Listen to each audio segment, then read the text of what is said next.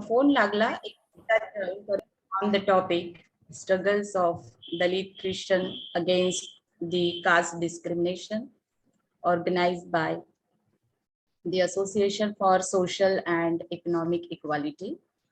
Friends, it gives me immense pleasure to share with you all that today is our 72nd webinar under the able guidance of Honorable Dr. Sukhadeo Thorat sir and his tireless efforts and your always presence for the webinar as punctual listeners, we are able to achieve the webinars as a successful project. Thank you very much to all. The theme of today's webinar is struggle of Dalit Christian in the caste discrimination. Today's webinar is chaired by Honorable Dr. Sukhadeo Thorat sir, ex-chairman UGC and ICSSR and President of Association for Social and Economic Equality. I warmly welcome to you, sir. On today's occasion, we are blessed to have as a guest speaker, Honorable Dr. M. Thangaraj, sir, former professor, Department of Economics, University of Madras.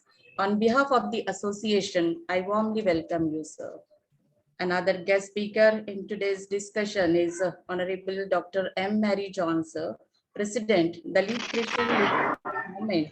On behalf of the association, I warmly welcome you, sir.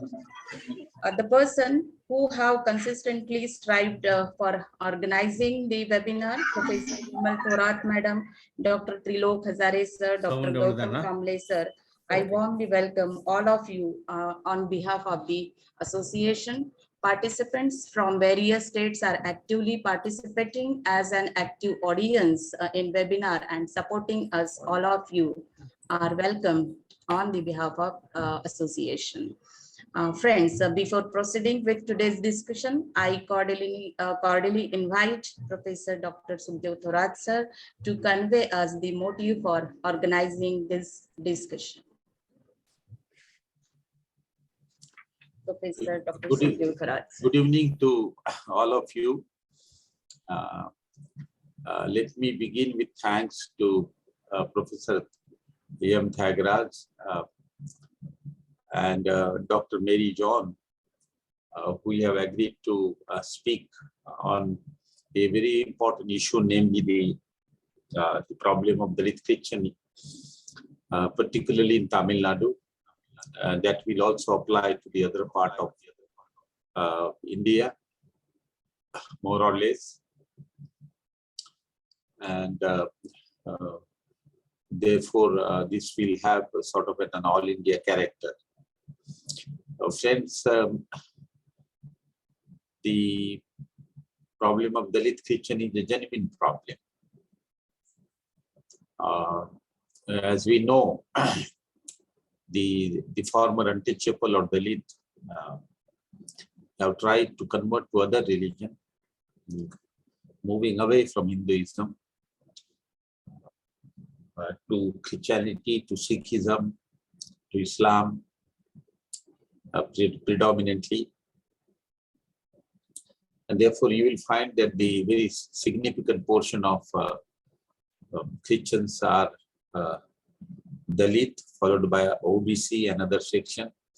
We get some percentage and figures from National Sample Survey that if you take total Christian, what is the proportion of scheduled caste Christian, OBC Christian, and high caste Christian.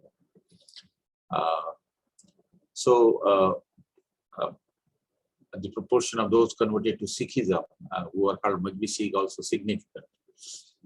In Punjab, the Majbi Sikh or scheduled caste Sikh constitute almost 30% of the total population in Punjab. The important point is that in search of equality, Dalit have wandered from one place to another place in terms of ideology. They have converted to Christianity, they have converted to other religion other than Hinduism.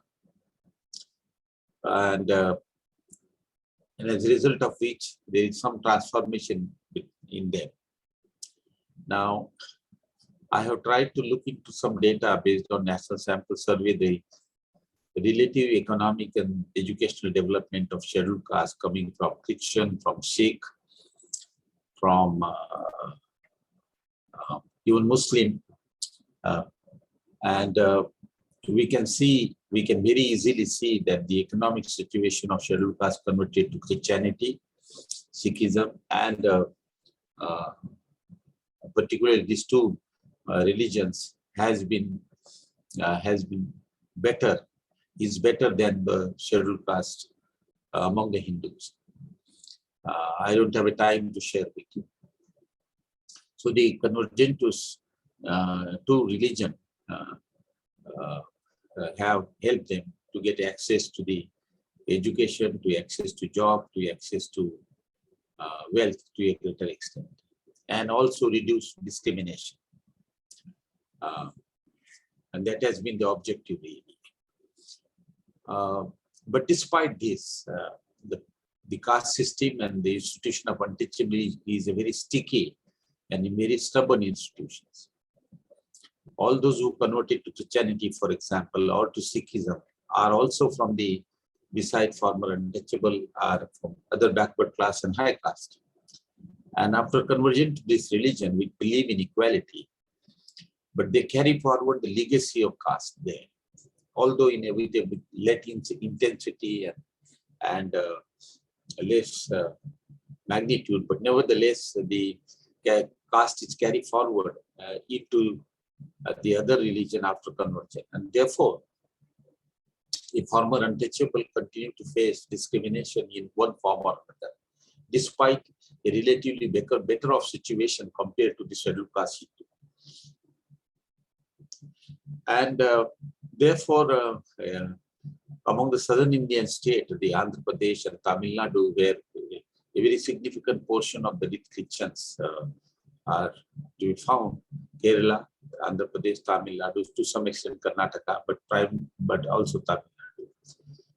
And therefore, because of the persistence of discrimination in a modified form, the Dalit Christians have raised their voice, although very lately, about the discrimination and non-discriminatory participation in various spheres, in maybe employment, maybe education, and in the church itself. I have been very close. I had a close association with many NGOs working among the Dalit in Tamil Nadu. I went to the villages, and so you find if you go to the villages, the location, the residences of untouchable converted to Christianity are same. There are no changes. The only thing that the religion is different now. So they face some sort of a discrimination, and therefore there has been a movement which has emerged among the Dalit Christians against the discrimination and for equal treatment. And that moment, I think, went for a longer period of time, and therefore the church responded to this movement, and as a result of which, the church has developed certain affirmative expertise. We are fortunate enough to have Prof. Thangaraj, who had done a study on Tamil Nadu to make a review of the affirmative action policy and the situation of the religion. Dr.Mary John, as he will be introduced by the other person, is right away engaged into the problem of Dalit Christians. So we have very two good speakers today. We will share the struggle of Dalit Christian for equality within the Christianity. I will end with one important point that if you look at volume 5th of Dr. Babasaheb Ambedkar, Untouchable and Untouchability, there are 4 essays which he has written addressed to the Christians, addressing the Christians. And there the central idea of Dr. Ambedkar is that yes, conversion would help and has helped, and yet since the converted are from different castes, the untouchability and caste discrimination will continue there. Basically with the material motive, access to education, access to wealth, access to employment, access in the church, religious equality. It will continue. Therefore, the Christians will have to struggle, they will have to take this issue in their moment. And that is what precisely has happened, that the Christians, the Dalit Christian in Tamil Nadu and in Andhra Pradesh have raised their struggle, and they have gained through a certain affirmative action policy set here. Well, this is the background I wanted to share with you in detail. Of course, M. Thangaraj and Mary John will share with you. We are fortunate enough to have them with us. Vidya, please carry on now. Yes, sir. Thank you so much, sir. Now, I would like to invite Honorable Dr. M. Thangaraj, sir, to present his views on today's topic. But before that, I would like to invite Ms. Suhas, MPhil Research Scholar, Dalit and Tribal Studies, Mahatma Gandhi Antarrashtriya Hindi Vishwavidyalay, Varda, to introduce today's guest speaker. Vidya, there is a echo of the speaker. Yes, sir. I will check, sir. You check, and Sudhanshu. Yes, Sudhanshu should look into this. Yes. Sudhanshu should look into this. Hello, Suhas. Hello. Yes. Yeah, am I audible? Yes, audible. Yes. Yeah, so good evening, everyone. Thank you for giving me this opportunity to welcome Professor M. Thangarajan tonight on the webinar for struggles on Dalit relations against the caste discrimination. So I thank you again, Association of Social and Economic Equality. Sorry, the voice is echoing, I guess. Ma'am? Please carry on, Suhas. Okay.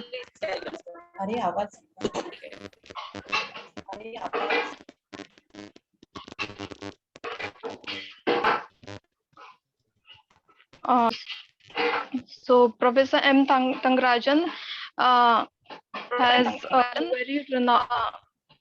has various teaching, research, as well as administrative experiences, which I'll be giving a very brief introduction about it. He has worked in the Department of Economics as a professor head from 2012 to 2014. Then he has also worked with the Dr. Ambedkar Chair for Economic Studies, University of Madras, Chennai, where he was a professor and head from 2004 to 2008.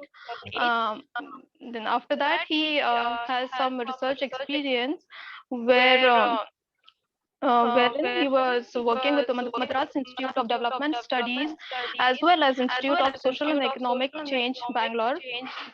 This was also a huge duration where he gave his research guidance to the fellows, after which the administrative experience which he have was working with Ambedkar Center of Economic Studies, which was from 2010 to 14, where he was in charge for the department as a head.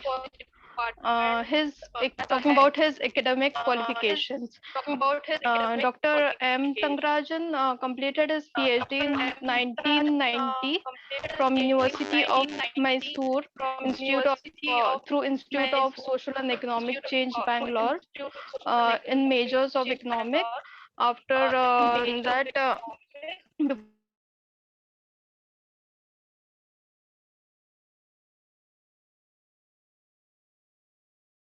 Suhas. Just wait a few seconds. Hello, Suhas. Hello. Please continue. Okay. So his research experience, he had research experience from Madras Institute of Development Studies, where he worked as an associate professor, assistant professor, as well as research analyst.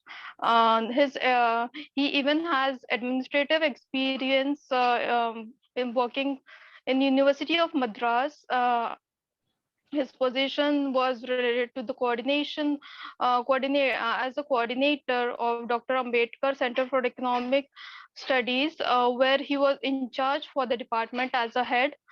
Then talking about his academic qualifications, Dr. M. Thangarajan completed his PhD in 1990 from University of Mysore through Institute of Social and Economic Change, Bangalore. His major subject was economics. Then before that, he did MA MPhil from University of Madras in economics. He was also honored with a number of awards and on academic achievement awards in 2012, where he was awarded uh, on the behalf of University of Madras on 5th September 2022. He is also member of various professional organizations. He is member editorial board South Indian Journal of Social Sciences. Where moreover he is also a life member of Indian Economic Association. Now talking about his PhD thesis, the title of his PhD thesis was agricultural land transfer in Tamil Nadu. MPhil topic was determinants of utilization of concessions extended to scheduled caste, a case study of 5 villages in Tamil Nadu, University of Madras. And then talking about his list of publications, he is the author of authored edited book of around 10 books, monographs. He has 2 monographs. Then he is also working on few working papers, which is he is working on 4 working papers. Other articles are 3, newspaper articles are 4, and the articles published in ISSN journal is 21. He has also worked in 9 projects. Dr. M. Thangarajan is also providing guidance for PhD and MPhil students. So what he has done up till now is he has completed guidance for PhD, which is one PhD guidance he has given, and MPhil guidance of 39 he has given up till now. So we would like to welcome you, sir, today, and we are looking forward to hear more from you on the topic of struggles of Dalit Christians against the caste discrimination. Over to you, sir. Thank you so much. Thank you, Suhas. So please, sir. So you are muted.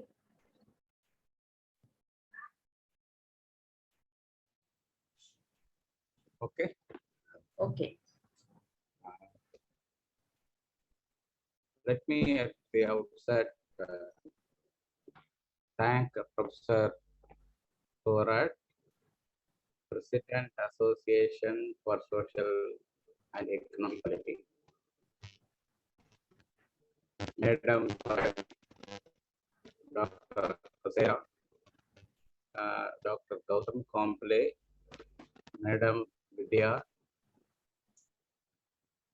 Dr. Mary John, and friends. The topic of the webinar is on struggles of Dalit Christians against the caste discrimination. I chose to speak on the title Evaluation of 10-point program for development solution in Tamil Nadu.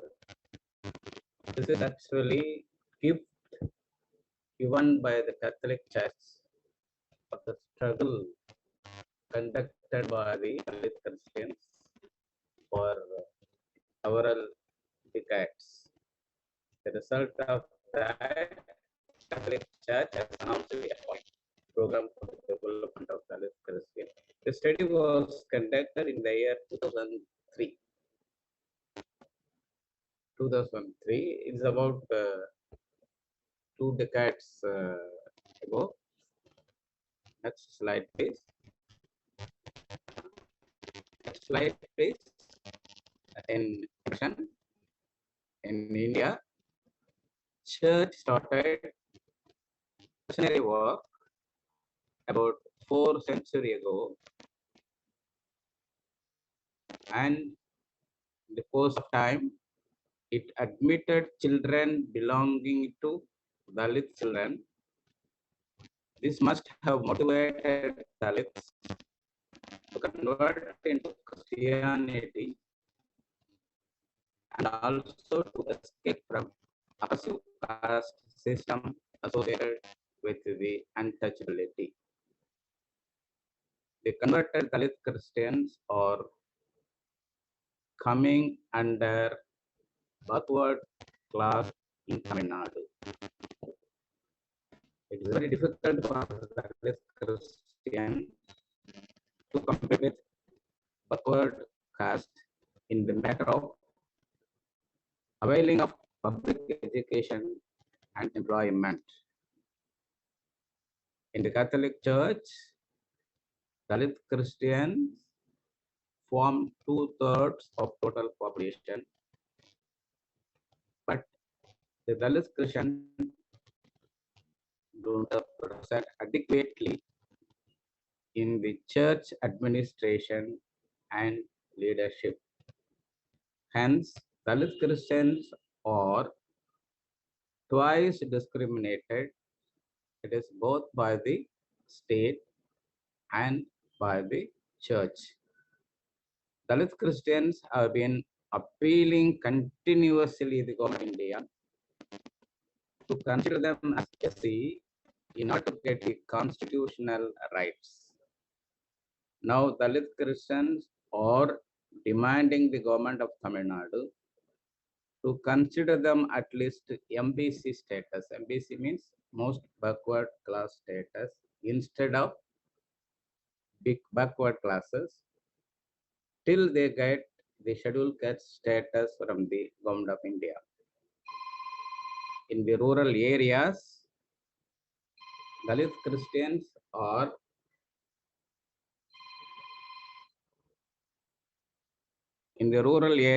Dalit Christians are working with the same landlord in the same village along with the Hindu SC, but they face same insult, same humiliation and social segregations.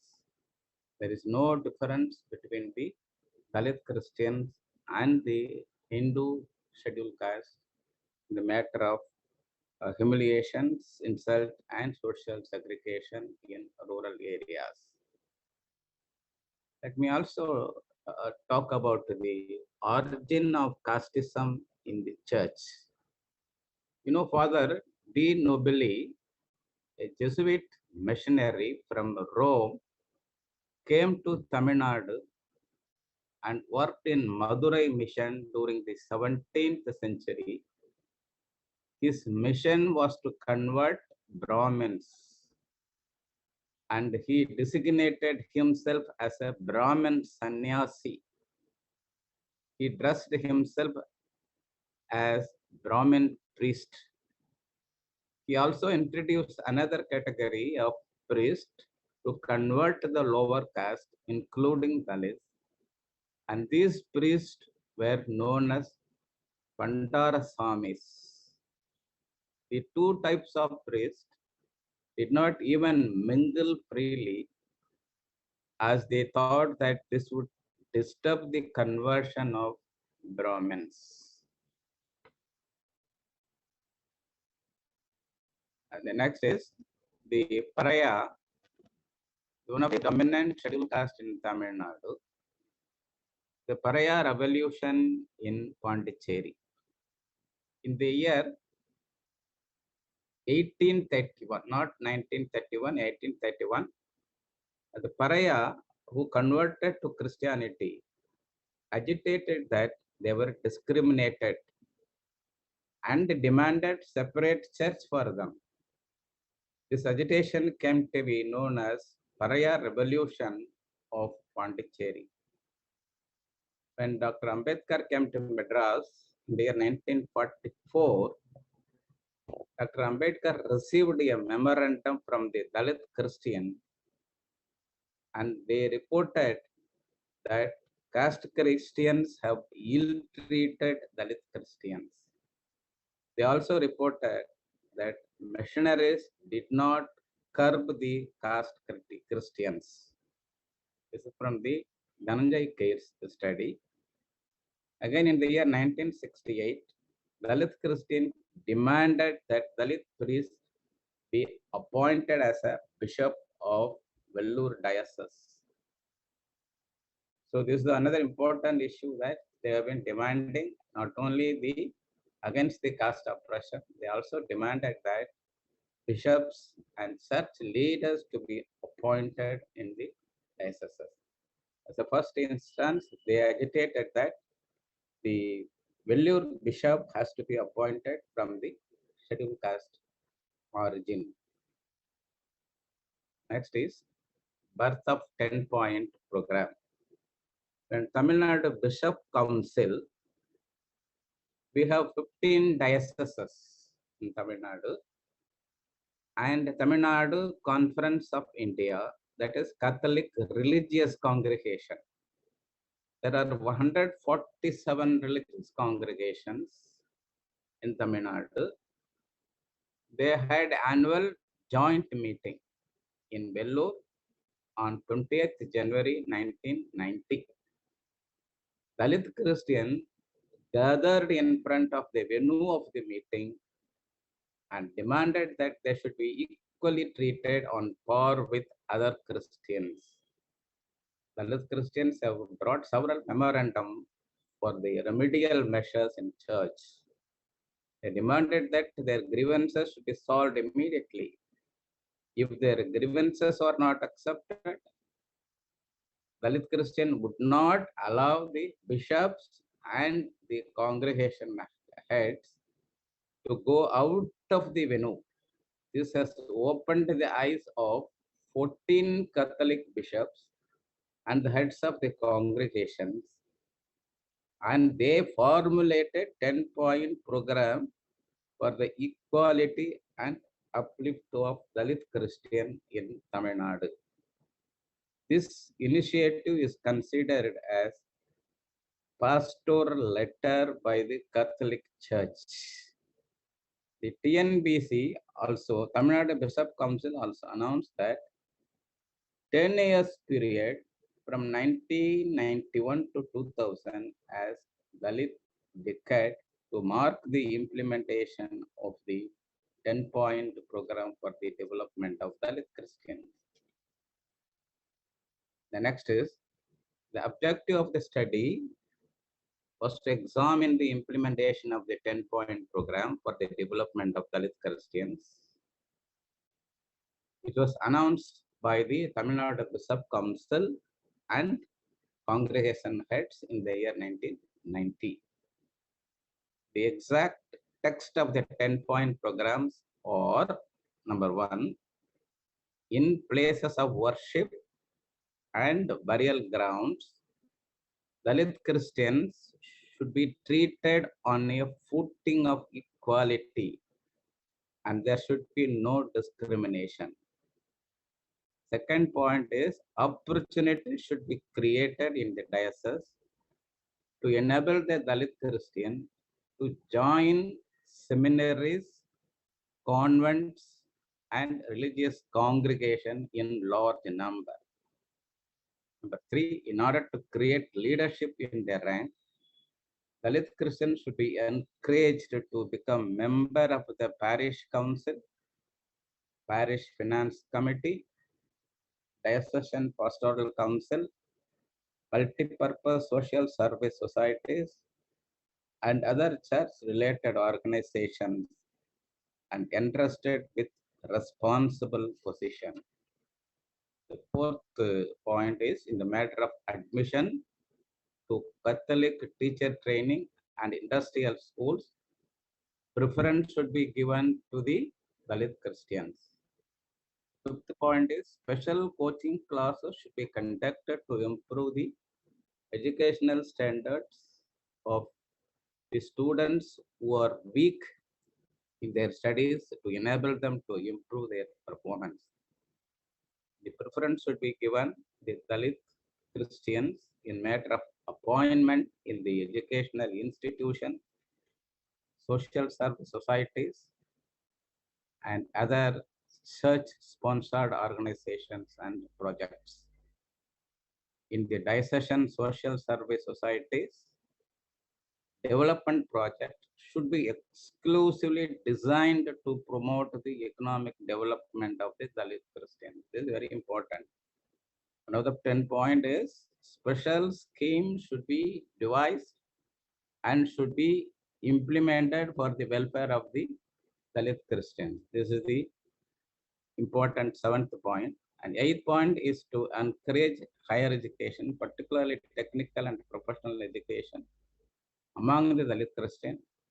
The diocesan and religious congregations should jointly create a scholarship fund as a source of encouragement to deserving students. A SC, ST, BC commission should be created in every diocese immediately to monitor the program meant for the people. In the Dalit Christian struggle to obtain their rights and privileges from the central state government, the Tamil Nadu Bishop Council, Bishop Commission should actively support their program in this regard.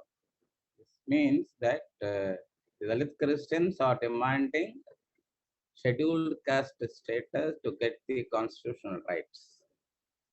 The 10th point is church also should fight along with Dalit Christian to get the scheduled caste status for the Dalit Christians.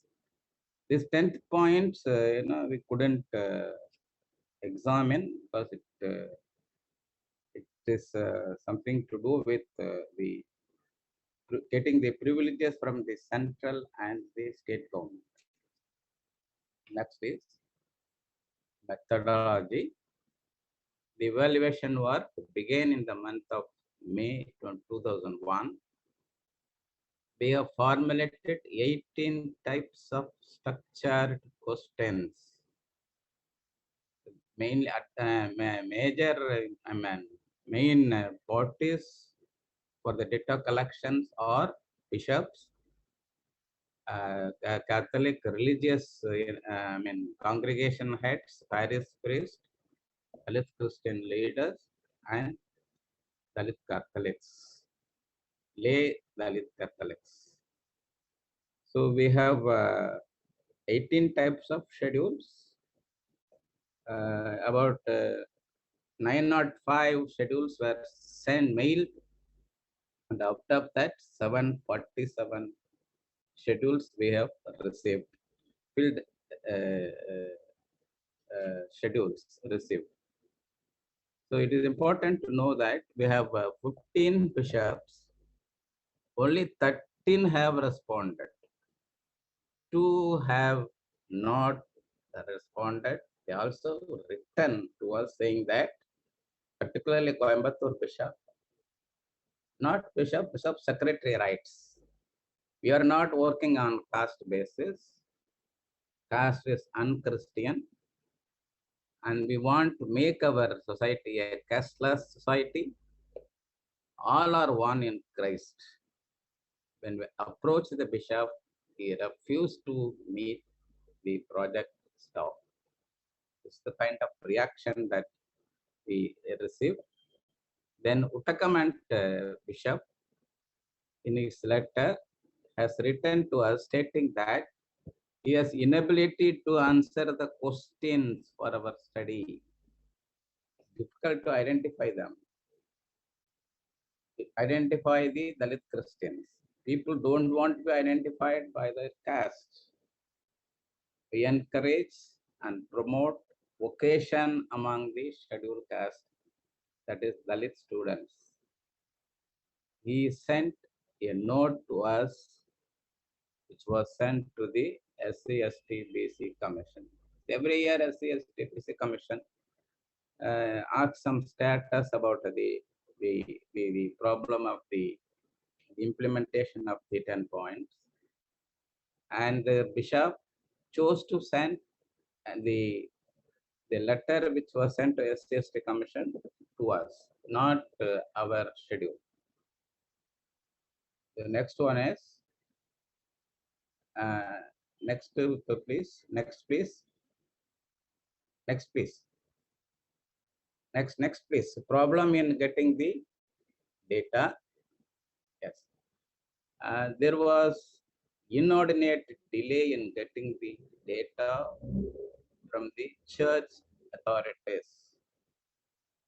Non-response was quite high, and we couldn't get around 20% of the questionnaires mailed to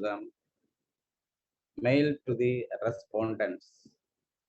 Most of them have not answered all the questions.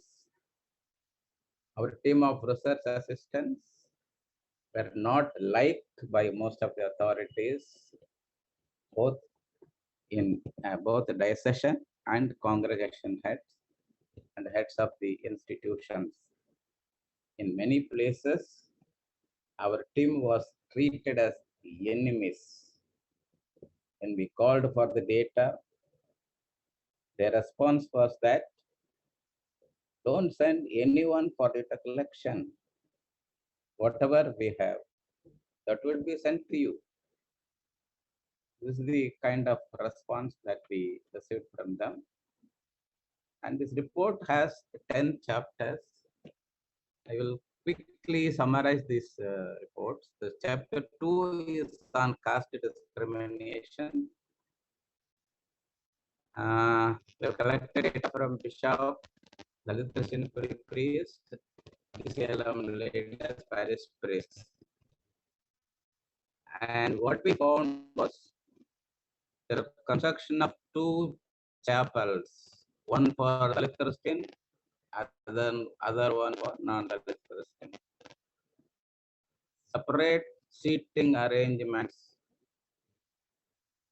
2 cemeteries, separate here. Hello, Thangaraj sir. Carry. Sorry to disturb you. Yeah. Yeah, sir, speak. Please speak loudly, sir. Please speak loudly, sir. Yeah, I'll do that. Yeah. Yes, sir.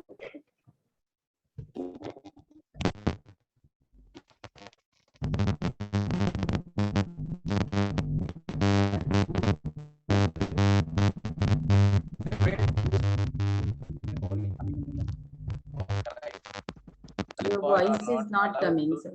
Yeah.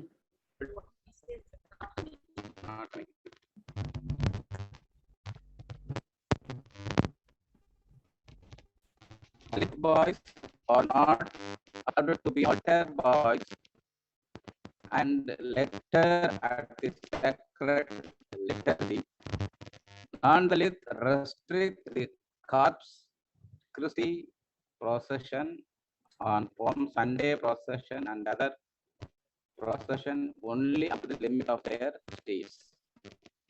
The lists are not invited to participate in Hello, Thangaraj sir. Please off your video. Then you speak, sir. Please try. Then you speak. Okay. Speak now, sir. Yeah.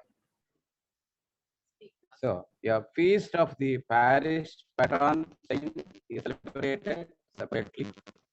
The body of the mother of Dalit priest was not allowed to be taken to the church along the main route in order to segregate the separate church was conducted.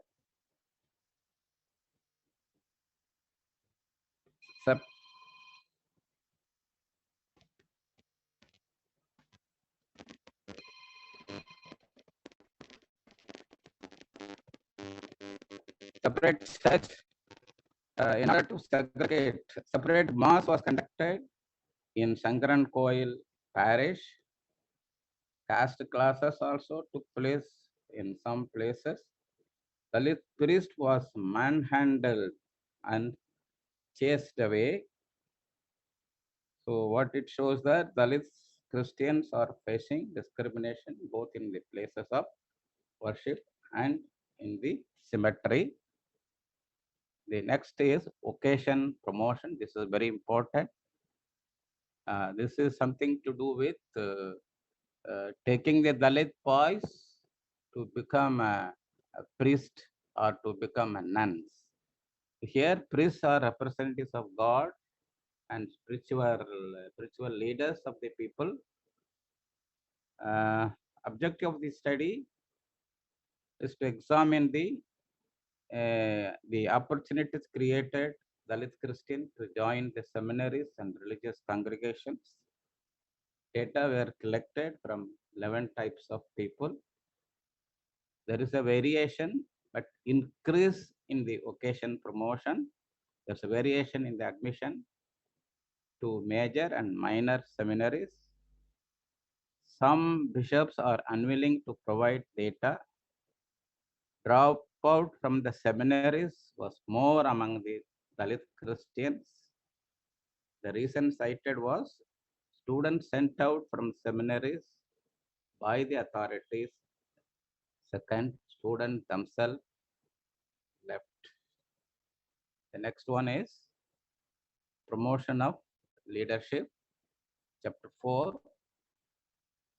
Again, we have collected data from 5 types of people. This is a promotion, 6 types of people. Promotion of leadership to Dalit Christian in the parish council, parish finance committee, diocesan pastoral council, multipurpose social service societies, and other service organizations. What we found, leadership among Dalit priests was low as compared to non-Dalit priests. Participation of Dalit Christian in councils and committees was low among the Dalit Christian compared to non-Dalit Christians. Next is another 3-4 slides. Chapter 5, admission to the education institutions. Again, here also we collected data from 8 types of people. Data were collected at least 1 ITI, 1 nursing, 1 polytechnic, 1 college in each diocese. Schools run by diocese and also congregation in both Madras and common medium schools were also selected. The overall result was parents have admitted that their children either not admitted or not being admitted to the course that they wanted. The next is chapter 7, appointments. So Dalit Christians are daily wage earners in rural areas. Most of them are living below poverty line. Data were collected from the 9 types of people. Dr. Thangaraj, Dr. Thangaraj. Hello. Yes. Hello. Yes. Hello. Yes. Tell me. Hello. Yes. Listening. Sir, can you improve your sound? Because we are not audible. Please. Yeah. Something actually. I don't know. Right now. Yeah. This is the basis. Hello. Employment opportunities are very common. Yes. You are not audible. Please improve your sound. Please. You are not audible. Please improve your sound. Please. Yeah. Denial of employment opportunities are very common. Share of employment among Dalit Christians was low compared to non-Dalit Christians. Authorities state that they give preference to Dalit Christians in appointment, but the data show the authorities are not genuinely interested in providing employment to the Dalit Christians. The next is chapter 7, Diocesan Social Service Society. The diocesan social service societies have been established in all dioceses to liberate the poor and oppressed from the economic exploitation. Anti-poverty programs on the line of rural development and income generating programs are important aspects of the diocesan social service societies. Here again, we have collected 4 types of people, the data. The data show that the diocesan social service society in Tamil Nadu have not created special scheme for the development of Dalit Christian as per the 10-point program. Special schemes have to be created for the benefit of the Dalit Christian. So here the diocesan social service societies have failed in their mission to uplift the Dalit Christian as the main target group. It has to be seen from the point of view of the Dalit Christian are in the low economic status. I think this is going to be the last slide. Chapter 8 is on special coaching classes and scholarship.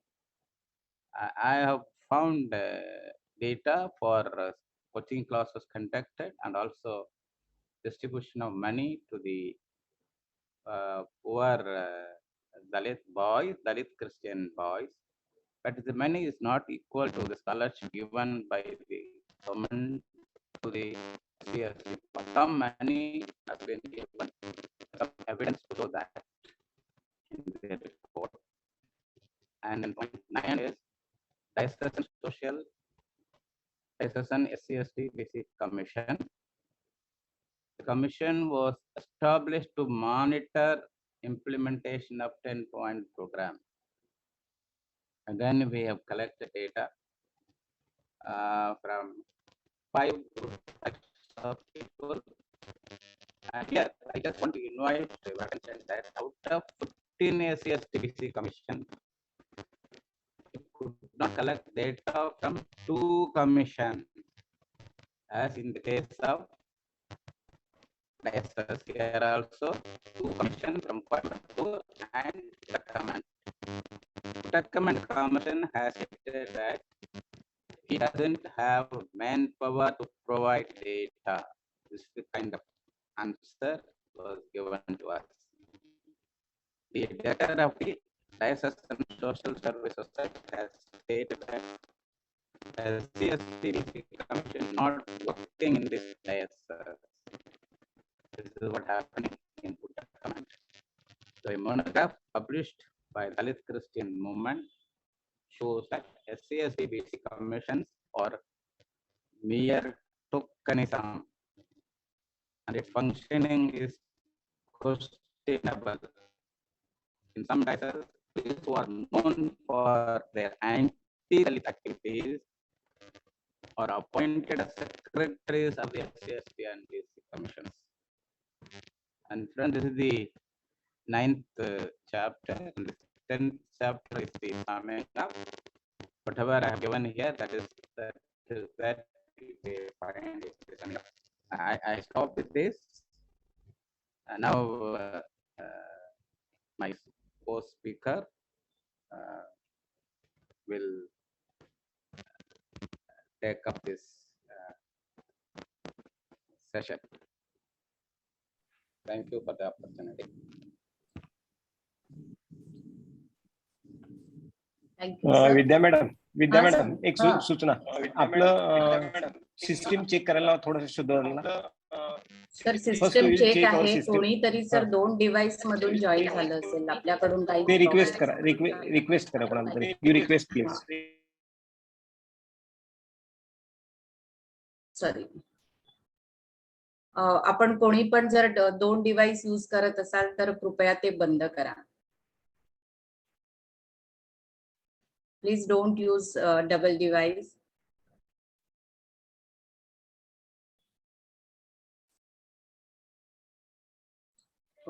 Carry on. Okay, thank you, sir. Now I would like to invite Dr. Mary John, sir, to present his views. But before that, I would like to invite Ms. Rajni Bahadure to introduce today's guest speaker. Rajni, madam.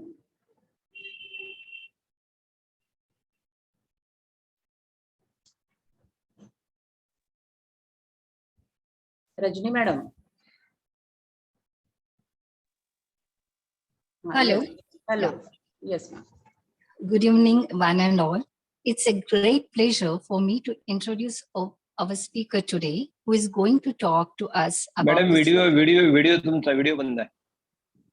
Sir, let it be, can it be Okay, no problem. Thank you so much. So it gives me a great pleasure for me to introduce our speaker today, who is going to talk to us about the struggles of Dalit Christian against the caste discrimination. Professor Dr. Mary John, born in 1947 in a small village, Arakadu, in Vilupuram district in Tamil Nadu. Professor Dr. Mary John holds a doctorate degree in mathematics, a postgraduate degree in sociology. Sir has another postgraduate degree in NGO management from the London School of Economics and Political Science, London. Sir has retired as the head of the postgraduate and research department of mathematics, Loyola College, Chennai, a renowned Jesuit institution of India. He is one of the pioneer leaders of Dalit Christian Liberation Movement, DCLM, which was formed in 1990, and Sir is its president from 1994. It was formed to combat casteism in the Catholic Church and secure equal right to Dalits. Sir has led many struggles of Christians during the past 30 years. Professor Dr. Mary John is also one of the founding leaders of the National Council of Dalit Christians, formed in 2006, and is served as its national chairman till 2015. National Council of Dalit Christians takes up struggles against the religion-based discrimination by the state, denying the scheduled caste rights to Dalit Christians. Sir has led Dalit Christian Liberation Movement delegations several times for negotiations with the Catholic Bishops' Conference of India and Tamil Nadu Bishops' Council on Dalit Christians issues. Sir has also led DCLM, that is Dalit Christian Liberation Movement delegations to the apostolic nuncios in India. In February 2013, he led a delegation to represent to the Pope's envoy who visited India, Cardinal Fernando Filons, the prefect of the propaganda feed Vatican. Sir has been involving in the NGO sector. So let's welcome to the speaker, Professor Dr. Mary John. Over to you, sir. Thank you.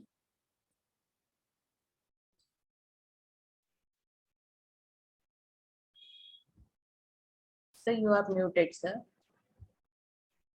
Sir, please unmute. Dr. Mary. Thank you very much.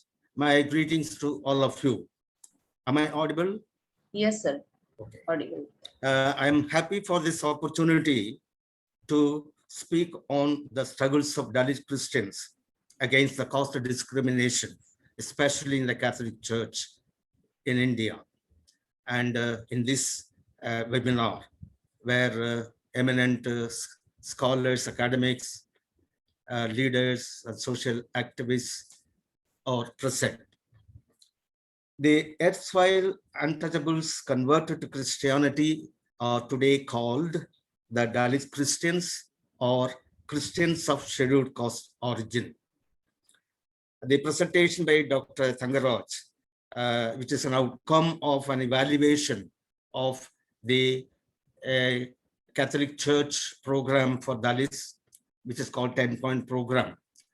And his report has given you some comprehensive idea of how the discrimination is taking place in the Catholic Church. And not much has been done in spite of their 10-point program.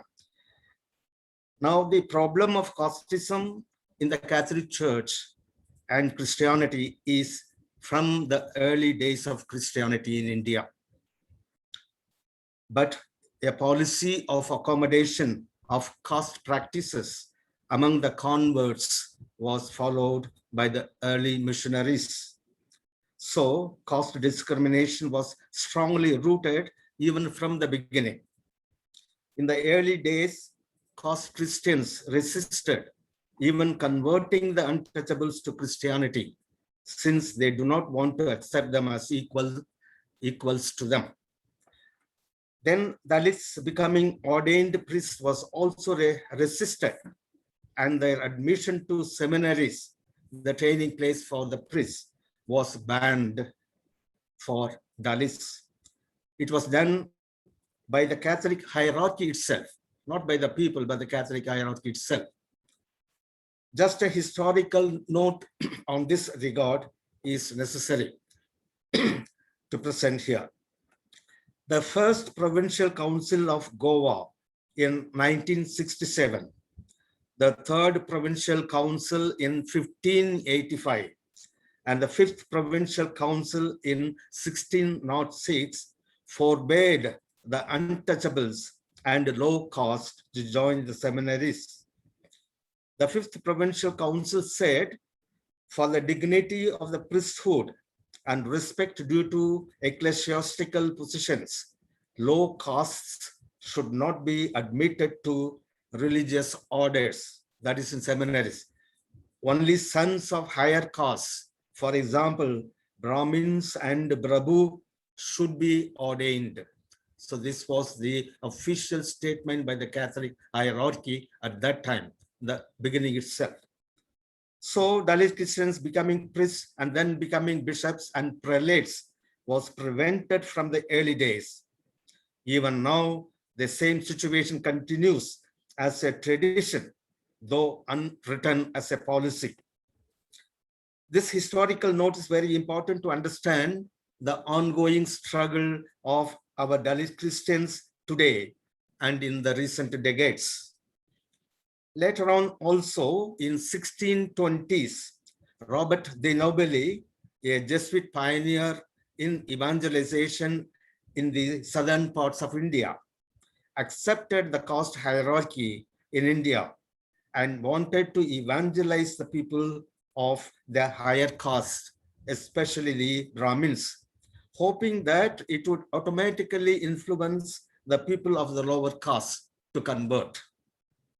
He insisted on two streams of evangelization mission, one by the sannyasi samis who would work among the higher caste, and the other, the Pandara samis who would work with the untouchables and lower caste.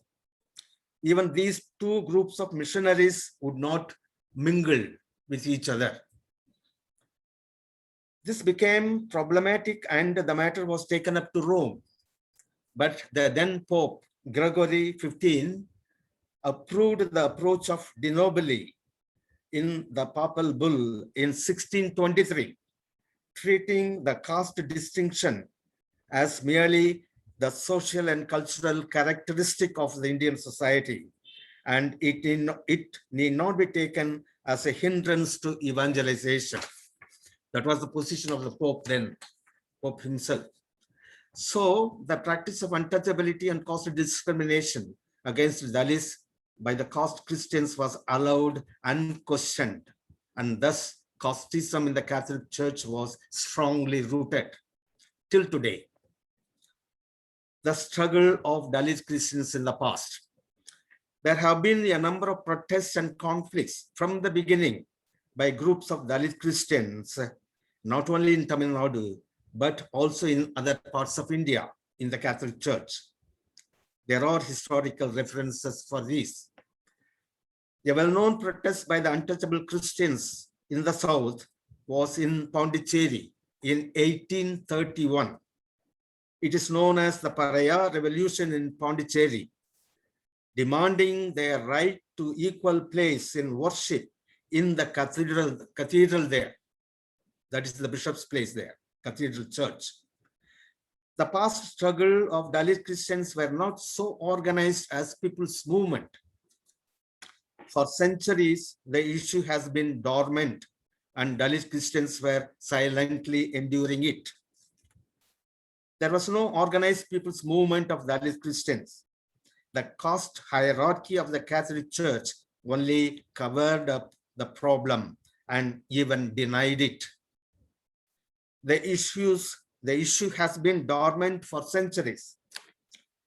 It is only in 1990 that when the Dalit Christian liberation movement emerged in Tamil Nadu and Pondicherry region as a people's movement against the casteism and caste discrimination and domination in the Catholic Church existing in this region as well as all over India. It started with public protests, demonstration, agitations against the caste-dominant Catholic hierarchy to shake their conscience and raise their concern on the issue. Various methods Dalit Christians used, such as public meetings, conferences, seminars, and handbills were distributed, and so on, to create wider awareness about the issue among the Christians and the general public. It had some desired impact initially. The Tamil Nadu Bishops' Council, TNBC, and the Tamil Nadu Conference of Religious India, TNCRI, jointly declared the 10-point program, about which Dr. Thangaraj spoke, declared a 10-point program in 1990, the first official announcement to eradicate untouchability practices, caste discrimination, and inequalities suffered by Dalit Christians, and to give them equal and rightful place at all levels in the Catholic Church, to eradicate forms of untouchability, such as separate places in the church to worship, separate cemeteries, burial grounds, and hearse to carry the dead body for Dalit Christians, separate court festivals, etc. To give equal opportunity and representation to Dalit Christians in the vocation to priesthood and religious in appointment of bishops and superiors in the diocesan administration, etc. To give them equitable opportunity in the Catholic education institutions, in education and employment, in the diocesan social service program, etc. So all these things were declared, and commissions for SC/ST within the Catholic Church was formed in each diocese and in Tamil Nadu Pondicherry level to monitor this, implement this. But this 10-point program was not at all implemented during the next 10 years. And this problem was raised by the DCLM. As a result, there was an evaluation study by the Madras Institute of Development Studies, which confirmed that the program was not implemented. This is what Dr. Thangaraj presented. As a follow-up to it, the TNBC declared the 8-point action plan for the integrated development of Catholic Dalits in Tamil Nadu in October 2004. But till date, this is also not implemented. But some positive results and progress could be secured, achieved during the period 1990 to 2006. The positive improvement was the first Dalit Archbishop was appointed in 1994. So it is only after the struggle by the Dalit Christians and the DCLM, the first Dalit Archbishop in the history of Catholic Church in Tamil Nadu, Pondicherry, and India was appointed in 1994. And subsequently, 3 more Dalit bishops were appointed in Tamil Nadu, Pondicherry. This is up to 2006. But after that, there is a setback. Even this progress made initially is reversed now. So during the past 16 years, the Catholic hierarchy has consolidated its caste hegemony to thwart any further progress for the Dalits in the appointment of bishops and archbishops from among the Dalit community. This is very unfortunate, and this is what is making the Dalit Christians to renew their struggle, to step up their struggle in the recent years. During the past 3-4 years, the struggle is going on now. Also,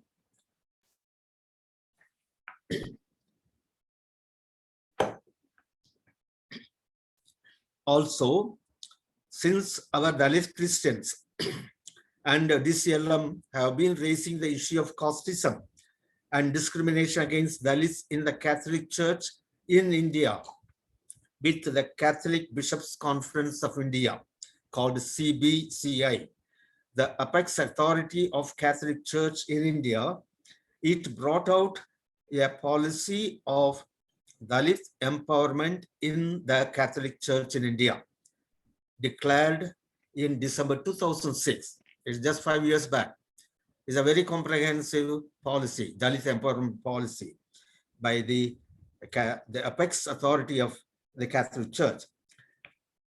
This 32-page document very clearly speaks about the historical problem of casteism and caste discrimination against the Dalits within the Catholic Church, which still continues to exist in all forms. It has authentically declared that Dalit Catholics are about 64% of the Catholics in India. It says 12 million of the 19 million Catholics in India are Dalits. And it has given a call to the whole Catholic Church to give equitable rights and representation to Dalit Catholics in all respects, to eradicate the casteism, caste discrimination and domination suffered by them. But then, most regrettably, this policy is also not implemented so far during the past more than 5 years after its declaration, either by the bishops or the religious congregations or by the institutions. Nowhere it is implemented. So it is necessary and inevitable for Dalit Christians to continue their struggle in the states as well as at the national level. Some statistical data will help us to understand the grave situation, the depth and range of the discrimination, marginalization, and exclusion suffered by the Dalit Christians within the Catholic Church. First of all, it is important to know that Dalit Catholics comprise about 75% of the Catholics in Tamil Nadu and Pondicherry region. And they comprise about 64% of the Catholics in India. That is, Dalits comprise the big majority in the Catholic Church. But their position in the Catholic hierarchy is as follows. In Tamil Nadu and Pondicherry, there is now only one Dalit bishop out of the 18 Catholic dioceses. That is, their representation is only about 6%. Among the 3 archbishops in Tamil Nadu and Pondicherry, no one a Dalit archbishop. At the all India level also, there are about 170 Catholic bishops, 170 Catholic bishops, but only 11 are Dalit bishops. That is about 6.5% only. There are at present 31 archbishops, but only 2 Dalit archbishops. That is about 6.5% only. There are 3 cardinals in India at present, but no one yet Dalit cardinal.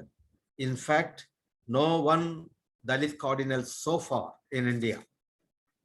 There are about 100 religious congregations in India, but among the major superiors of these congregations, Dalit representation is only about 8%. 8. Similarly, there are several thousands of priests, nuns, and religious, but among them, Dalits are only about 7%. In the diocesan administration, Dalits representation is hardly 5%. So this is outrageous even to an ordinary common sense of proportionality. This shows clearly that Dalit Christians are kept in a very low status and disempowered in the Catholic Church. How their rights and interests would be served and safeguarded by this caste-dominant hierarchy is the problem. That is the question, and that is what Dalit Christians are fighting against. This LM is mainly demanding equitable representation in India's Catholic hierarchy, as it is fundamental and crucial to bring about a change, ensuring their equality and equal rights at all other levels. The hierarchy is the apex body to make decisions and execute them, but Dalits are nowhere in the hierarchy. The minority caste Catholics rule the majority Dalit Catholics.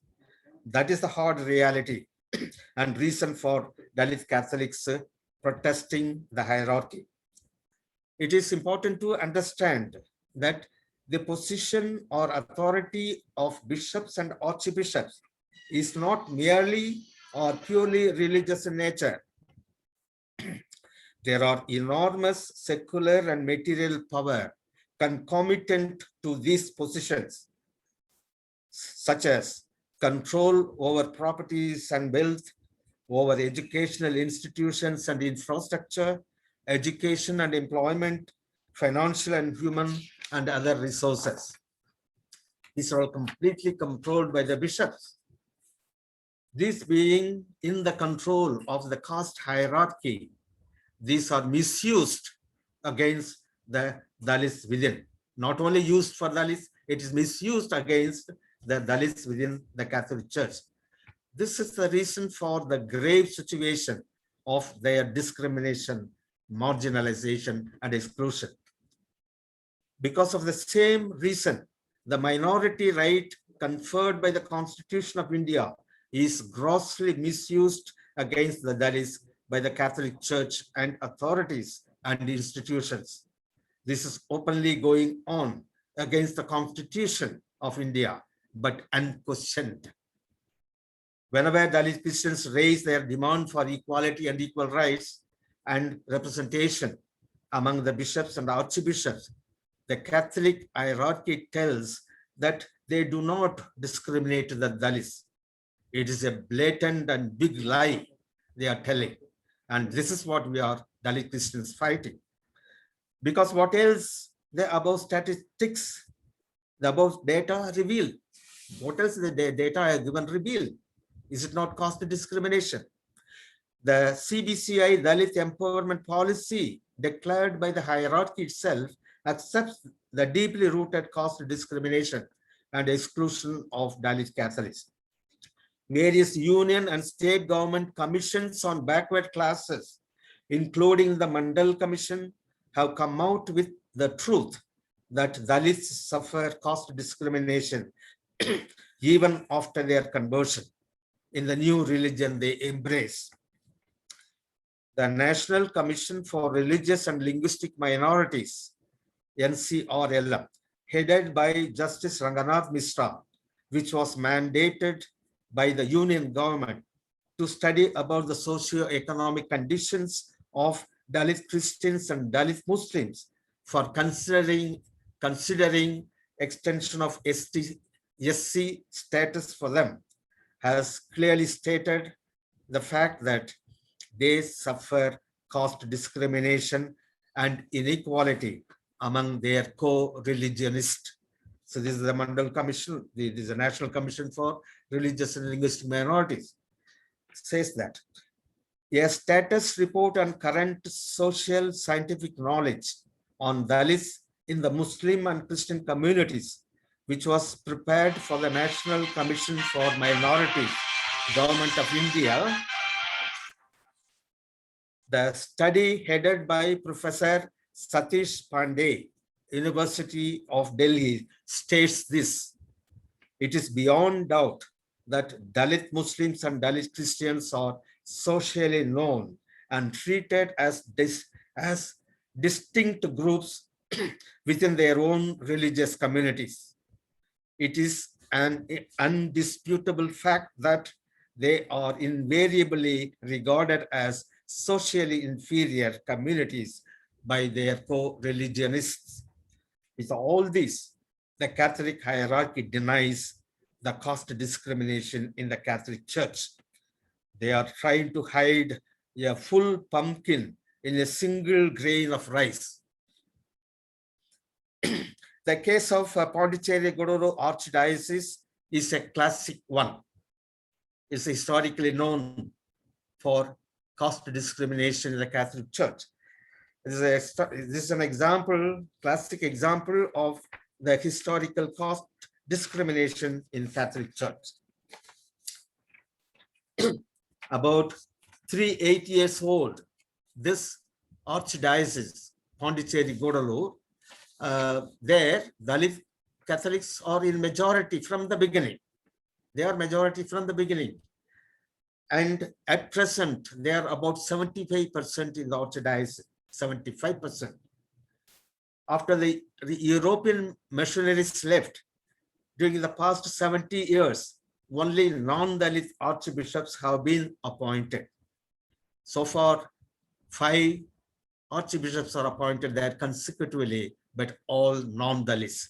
So that is the point of contention today for Dalit Catholics who are struggling, taking vigorous struggle there in Pondicherry Godalur Archdiocese. Because this is a grave discrimination, historical discrimination, till the hierarchy is not ready to change it. The last protest by Dalit Christians against the appointment of the new archbishop, non-Dalit archbishop in Pondicherry Godalur Archdiocese, was on 29th April, just recently. And on that day of the installation of the new archbishop, they had this public demonstration demanding that the new archbishop goes back from the archdiocese.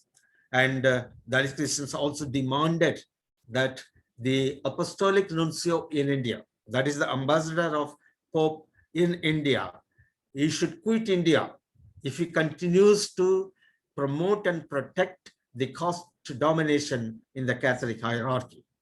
So the apostolic nuncio in India, the Pope's representative in India, is also going along with the caste dominant Catholic hierarchy and is protecting their caste domination in the Catholic Church, in the hierarchy. So either the demand of Dalit Christians today is either the apostolic nuncio in India, the envoy of Pope in India, should appoint Dalit bishops and archbishops adequately, until then stop appointing the non-Dalit bishops and do justice.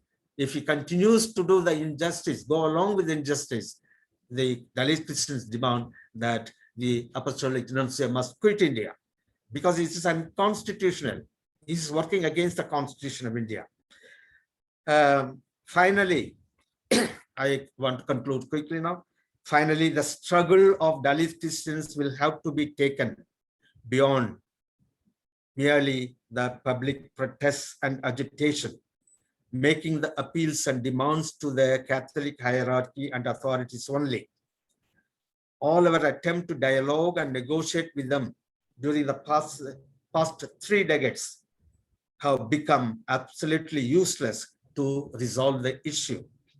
Dalit Christians hereafter will not allow the issue of casteism and discrimination against them in the Catholic Church to be treated as an internal religious problem, in the internal religious matter.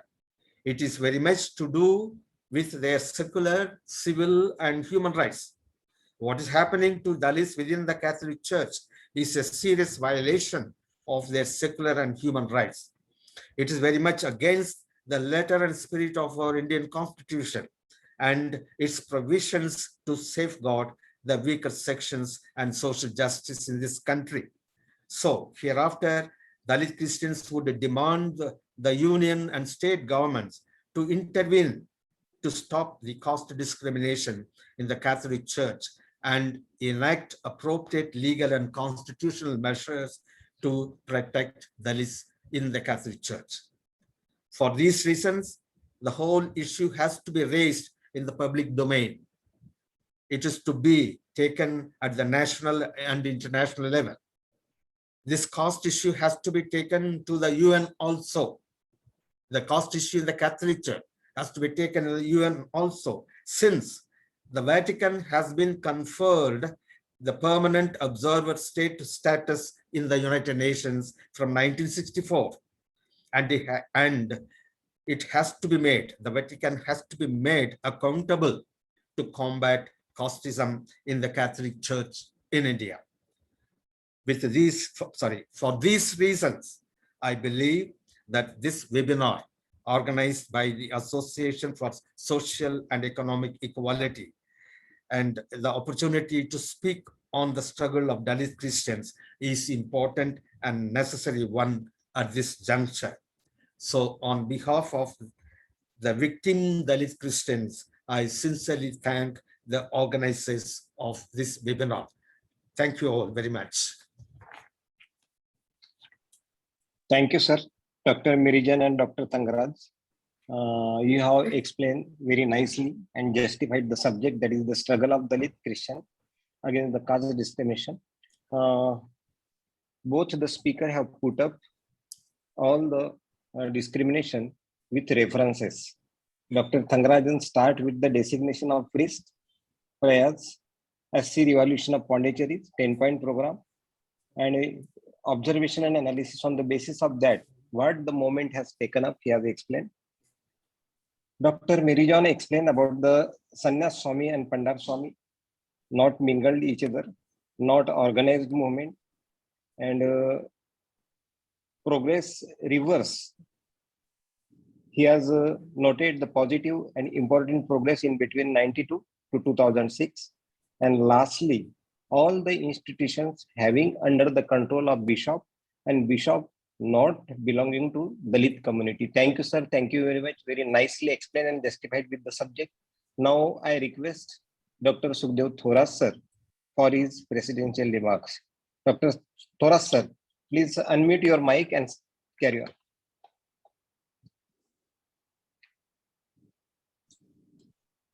Thank you, Dr. Hazare. I thanks Dr. Thangaraj for suggesting the name of Dr. Mary for as a second speaker. But you both together, in particular Mary has discussed the struggle of the Christians, but you two both together have brought out the question of the Christian in a very, very clear term. I would not go into detail. I will make only one or two points. And there are several questions on chat, and there will be personal questions by people. So let there be a discussion. The clear message from two presentation is that the Dalit Christians, the scheduled caste or ex-untouchable who converted to Christianity, continue to face discrimination. That's number one. Thangaraj study in 1993 study really present the forms of discrimination, the spheres of discrimination. It is in the church, in the major position, it is in education, it is in employment, it is in cemeteries, obviously in housing, and other areas. No sphere is left without discrimination. The most disgusting is, of course, the seminaries. Both are Christians, high caste and low caste, and yet there are differences and different spaces. It's similar to that of caste system. So discrimination persists, and Mary has pointed out that after the adoption of the 10-point program of affirmative action by the churches, there has not been a significant improvement. in getting an equal share. He has pointed out that in Tamil Nadu and Pondicherry, of the total Catholic Christians, about 74% or 75% of them are Dalit, 25% are non-Dalit. At all India level, about 65% of Catholic Christians are Dalit. Very, very significant proportion of them are there. But at all level of hierarchy, all level of positions, he has given a figure that their share doesn't exceed 5%, 10%, 8% at the most in bishop and in various other positions, religious position as such. We do not have data on, what is the proportion of the teacher in the school, admission, in the teachers. In administration, he has said that their share is very low, 5% only of the total administrative position, while their share in the Catholic population is about 75% in Tamil Nadu and 64% at all India level. But the share in the administration is very, very less.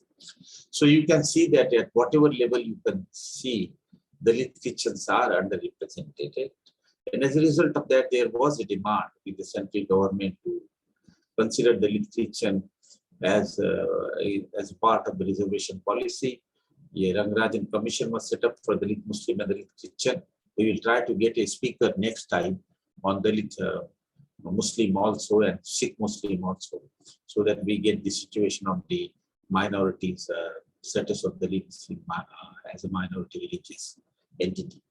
So the Rangarajan Commission was set up, and then Satish Deshpande of Delhi University examined the whole issue, and he came with a similar conclusion that they discriminated, and that they need some sort of an affirmative action policy. I think these are the main takeaway from this, which feel you very disgusted, very unhappy, that the caste problem is so sticky, so stubborn that despite conversion, it doesn't annihilate it. The reason is that Christianity in principle, as a religious principle, doesn't believe in inequality the way Hinduism believes through caste system. So it believes in propagate equality to a greater extent, and yet that principle of equality is not translated into practice in India simply because the high caste occupy the position after conversion. So the caste system, which is really based on greed, lobh jalavanto apan, is greed or based on material greed. There is nothing religious about it. That continue even after conversion and deny the equal access to the Dalit there in every sphere. So the fate of Dalit is so bad everywhere, as a matter of fact. But I think some improvement has certainly come. I have looked into the figure of Dalit Christian and the Dalit Hindus. The Dalit Christians are doing reasonably better in education and possibly in economic sphere also. So it's not that conversion has not helped. They are not as bad as the scheduled caste Hindu are, but they continue to face discrimination, and their economic situation is lower than that of a Dalit, non-Dalit Christians in India.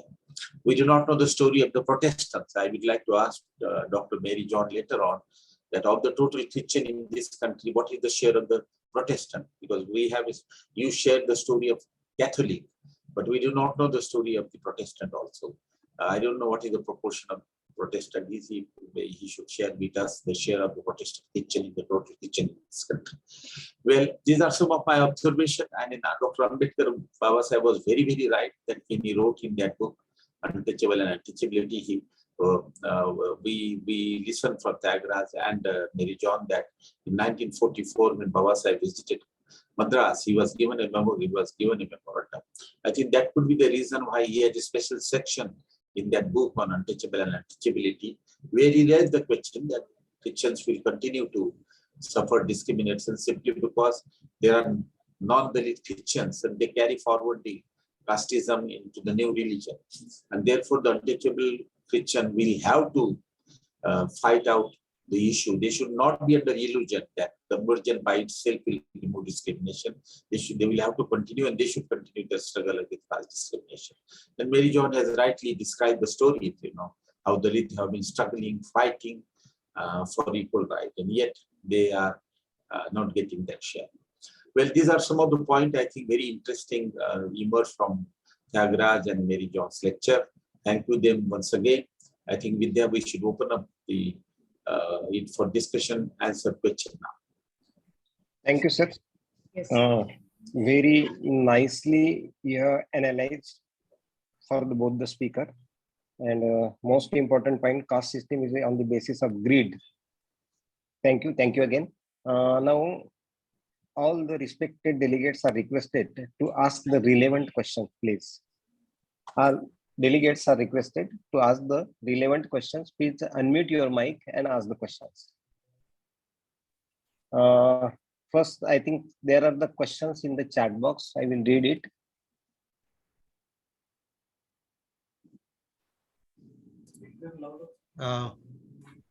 Yeah, please. Yeah.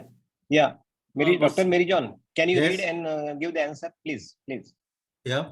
What's the question, please? I don't hear properly. You go to the chat box. Please open your chat box. There are the questions.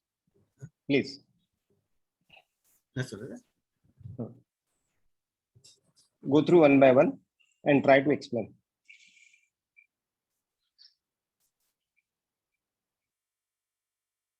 Yeah,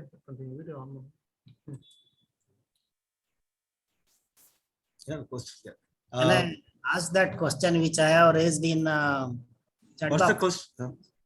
The question is, am I audible, please? Yeah, please. Question is, I am Dr. Sunil Daivale from Pune. The question is, when there is so much discrimination of Dalits in Christianity, to resolve this issue of discrimination, they have transferred themselves. They have converted themselves from Hinduism into Christianity. Means from fire, they have entered into another fire, I think. One fire into another fire. They are also they are burning there. So why they should continue there when there is such a discrimination? Dr. Mary John? I'm not understanding the question still. He asked the questions. They have questions from Dalit to Christianity. And in Christianity, there is so much of discrimination. Why they are there? From Hinduism to Christianity. Why they are there? And why they are there? Why they are stick up to that? Why they are not coming out of that? He's asking. You are asking why Christians are not, Dalit Christians not coming out of Christianity when there is caste discrimination. There are so discrimination. many options. As he said, there are so many That options. is your question? Yeah, the question. But see, in this country, we have the freedom of religion. You cannot ask anyone from any religion to come to another religion because there is some problem in that religion. Every religion has some problems and some people suffer in every religion. And now if you ask Dalit Christians to come out of Christianity, if there is so much discrimination on that, is there untouchability? Is there not, in the other religions, is there no untouchability or is there equality and all that? In the other religions also it is there. So the point is not changing the religion. The Dalits, wherever they are, in whichever religion they are, they should get their equal rights, their dignity and equality and all that. So in every religion, there is discrimination, caste discrimination, maybe in varying degrees. And if you say Dalit Christians, you convert, why do you stay there? You come out of it and go to another religion. Which religion you will suggest? Which religion you suggest to them to change? In every religion, there's caste discrimination, unfortunately, in this country. So that is not, see, first of all, it's questioning the freedom of religion of Dalits. Why should you question the freedom of religion of Dalits? So that way the question is fundamentally not correct.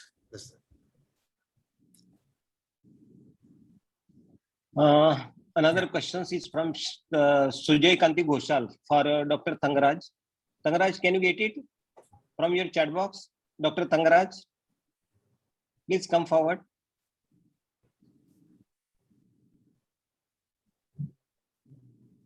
Dr. Thangaraj, I will read the questions for you. According to your presentation, all the results are hopeless. My query is that, has there any brainwash process present in our society? My experience is also shows that there is tendency to deny or avoid the usual customs of other religion. Please clarify. Dr. Thangaraj.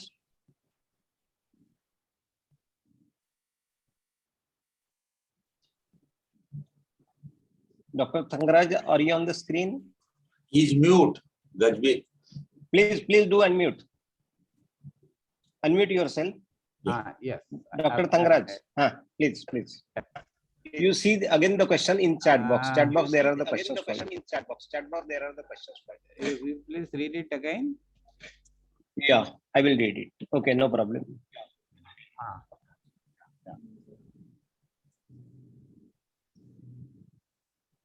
According to your presentation, all the results are hopeless. My query is that, has there any brainwash process present in our society? My experience is also shows that they have tendency to deny or avoid usual customs of other religion. Please clarify. See, the data presented appears to be hopeless for you, but it speaks volume about the discrimination. Sir, please closer to mic. Yeah, the data presented in this study appears to be hopeless, but it speaks volumes and volumes about the discrimination faced by the Dalit Christians. As regards to the discrimination, you will find wherever the Dalits convert into other religion, the discrimination continues to be there because they borrow the ideals from the Hindu social order, be it Christianity or Sikhism or any other religion. This kind of the discrimination is bound to be there. Even among the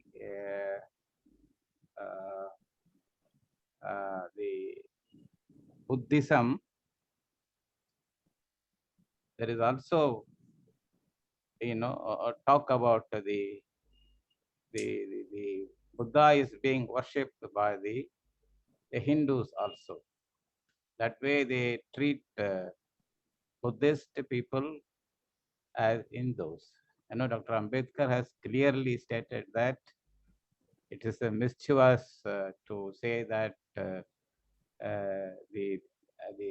Buddhist is separate from the Hindu religion. That all have been said. We all have studied it. But the real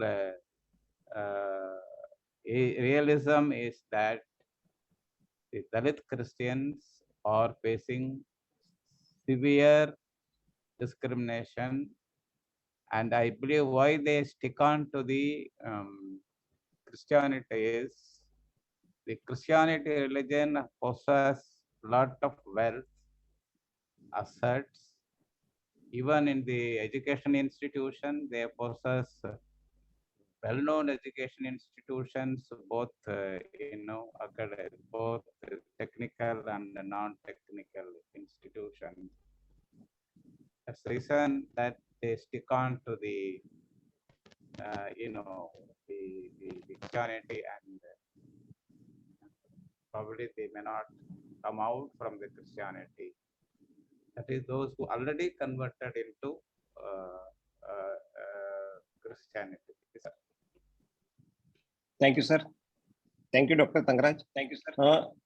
Dr. Vimal Thorat is on the screen, I think so. Dr. Vimal Thorat, please ask your question. You have put some questions in chat box for Dr. Mary John. Please unmute your mic and ask your questions. Dr. Vimal Thorat.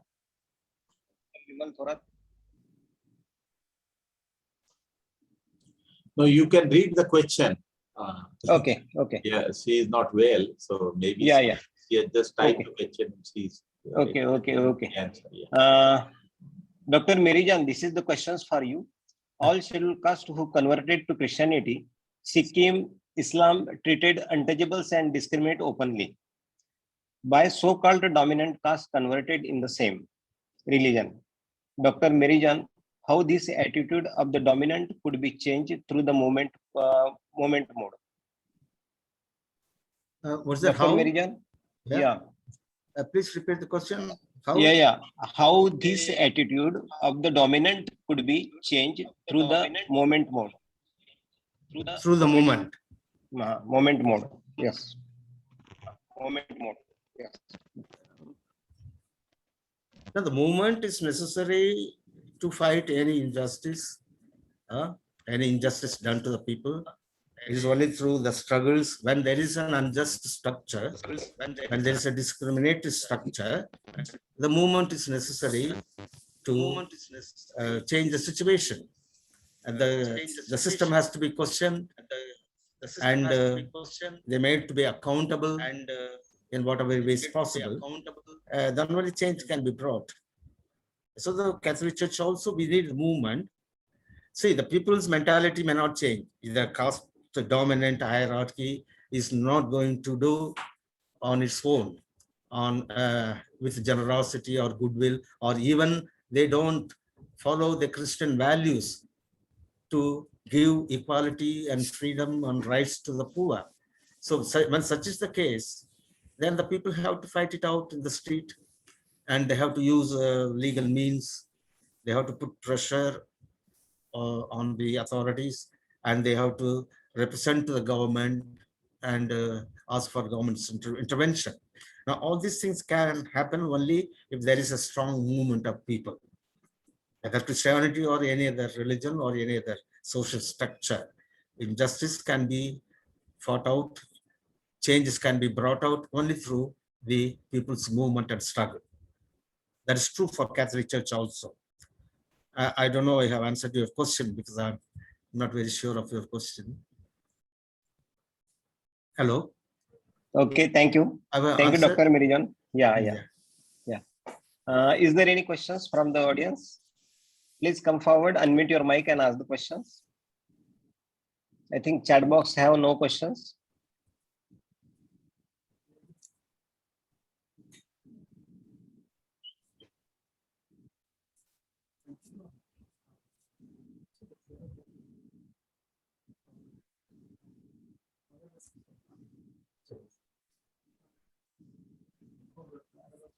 Dr. Ashok Gaikwad. Dr. Professor Ashok Gaikwad, is there any comments from your side? Can you hear me?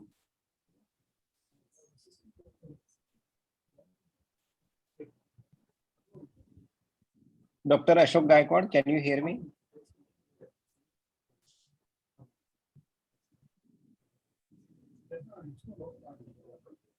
Professor Shura Dharapuri madam आहे. Shura Dharapuri madam, please go ahead. Please unmute your mic. Yeah, Ashok Gaikwad. Hello. Please unmute your mic.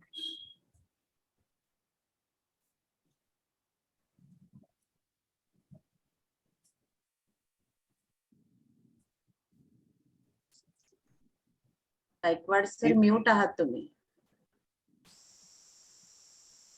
Please unmute your mic, Dr. Gaikwad.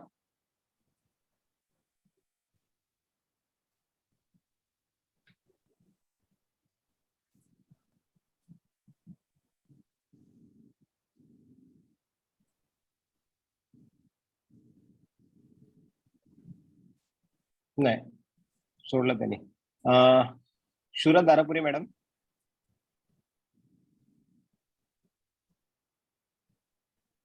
Shura Dharapuri madam, please unmute your mic and ask your questions. It's not a question. And, yeah, please. But just I think observation or a comment. Yes. But first of all, I'd like to congratulate both speakers. They were excellent lectures. And the thing is, well, even I've been teaching about all these things, the conversion and about the Dalits, converting to other religions. But I think conversion has become questionable. And here I think of Dr. Ambedkar, when he was converting to Buddhism, he re-looked into Buddhism. And like he said, a religion requires pruning, right? So I think this is not happening in the religions people are converting to. The religions have to be, updated from time to time. This is what Dr. Ambedkar had suggested. So there has to be some reform in various religions, and the caste has to be done away with. This is what I feel. Because there's no point converting to a religion which is again following caste system. So this is what I felt, that we have to follow Dr. Ambedkar. And this is what I think he did with Buddhism also. And some kind of reform is required. This is what I feel. Because all the time when we're talking about conversion, it is, again, if you see the Muslim converts, and especially the marginalized who have converted to Islam or Christianity, they're facing problems. And that's why they're asking for reservations. So I think, like Dr. Ambedkar, he re-looked, in all the religions, and he found some kind of problems, in most of the religion, and most importantly, the caste system. He was finding that it is there in most of the religions. So there's no point converting to other religions if the caste system is still existing there. So this is what I feel, that like Dr. Ambedkar did. He really looked into Buddhism, and you have to see, and yes, yeah, he opted for Buddhism after reforming that, bringing some changes in that. So this is just my comment and observation. Thank you. Very nice comments, madam. Very nice, very nice. Changing of religion is not the solutions. Need reforms, and Dr. Ambedkar guided for the same, and he has also done the same thing. Thank you very much for your observations. Is there any questions again? Please, somebody. Dr. Gaikwad has joined. If you have any questions or clarification, please comment. Unmute your mic, Dr. Gaikwad.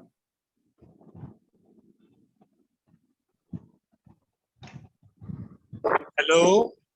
Yes, please. Sorry, sir, I am in travel. Actually, you are in travel. You could not ask. Yeah. And my link is also disturbing.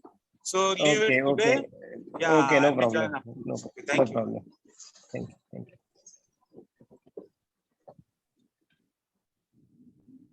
Is there any questions from audience? I think there is no questions. Yeah, Thangaraj, doctor.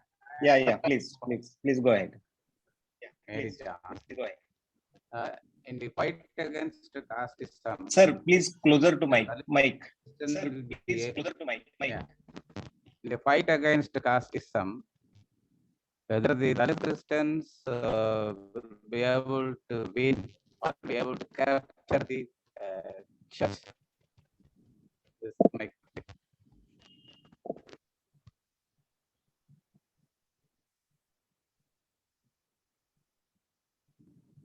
You are not audible, sir. I'm just repeating again. Yeah. In the fight against casteism, whether Dalit Christian will be able to win legally, if not legally, whether they are in a position to capture the church and its organization. This is the questions for Dr. Mary John. Yes. Dr. Mary John. Dr. Thangarajan asked one questions to you. Yeah. Please repeat the question, please. I'm not clear. It's not clear. Yeah. In the fight against casteism, whether Dalit Christians are able to win the battle through the court, or Dalit Christians will be able to capture the Dalit and the Christianity and its institution? The first question you're asking whether it is possible to legally get some solution to this problem. Huh? That's the first question. That's the first question. So far we have not tried that. And now we want to take up the legal remedy, legal measure, go to the Supreme Court or other courts to raise certain issues. Because this is discrimination based on caste, and many of these discriminations are against the provisions of the Constitution and even against natural justice. And so now the Christians are thinking of resort to take up legal measures. And only if you go to the court and take up the case, we'll be able to know how far we can succeed legally. And second question, what is the second part of the question? Yeah, they should take the position of the church. Position of the church. They should be on the positions by taking the positions. By taking the positions of the church, they should be on the positions. Forcibly, matlab force, moment, force. I don't hear properly. Let Thangaraj repeat it. You know what? Yeah. What Thangaraj had asked was, through the movement of the Dalit Christian, will they be able to get the power and an adequate share and representation in the churches and other spheres? So through the movement, whether we can take, we can get the power or reach the power and all that. Yeah. See, it all depends upon how much we are able to fight, the intensity of our struggle. See, so far our struggle is in a moderate level only. So, you know, the Christians really they don't believe in vigorous struggle and all that. So first, people have to get rid of that sort of thing. This is nothing to do with faith or religion. That we are trying to make the people to understand that our struggle has nothing to do with faith or religious matter. It is for the secular rights, human rights and all that. So once the people understand this and they participate in large numbers, definitely, see, throughout history, you see that any change in the oppressive structure or unjust structure, either social or political, it is all through the people's struggle. And so we believe that the people's struggle in the Catholic Church that will also succeed, and those in power have to give in to the pressure from the people. So finally, ultimately, it depends upon how far Dalit Christians are able to step up their struggle in the future. Okay, thank you, sir. Dr. Mary John, what is in the total Christians population in the country, what is the share of Catholic and the Protestant? Total? In the total Protestant and Catholic. What is the share of Protestant and Christian in the total Christian population in the country? Christian population in the country? No. The share of Protestant and Catholic in the total Christian population in the country. Not here. Dr. Mary John.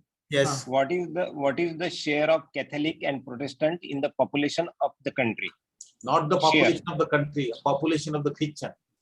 Population of the Christian. What is the ratio of Catholic and Protestant? Oh, Catholic. Yeah. I mean Catholics and Protestants. Yeah. Sorry, you're asking about Catholics and Protestants. Share. Population share. I think I don't have exact figure. Even the official church is not giving exact figure about this. But we hope that the Catholic population is more than the CSI and other denominations. The Catholic population is more, I think. Some approximate percentage. In terms of percentage, That's what we don't have the exact figure. It may be about 60%. Oh, I see. It's much larger. 50% of Christians may be Catholics in the country. Yeah. Yeah. Thank you. Thank you. Dr. Mary John. Yeah. Can you hear me? Yeah. Dr. Mary John. Yeah. Yes. Can you hear me? Please.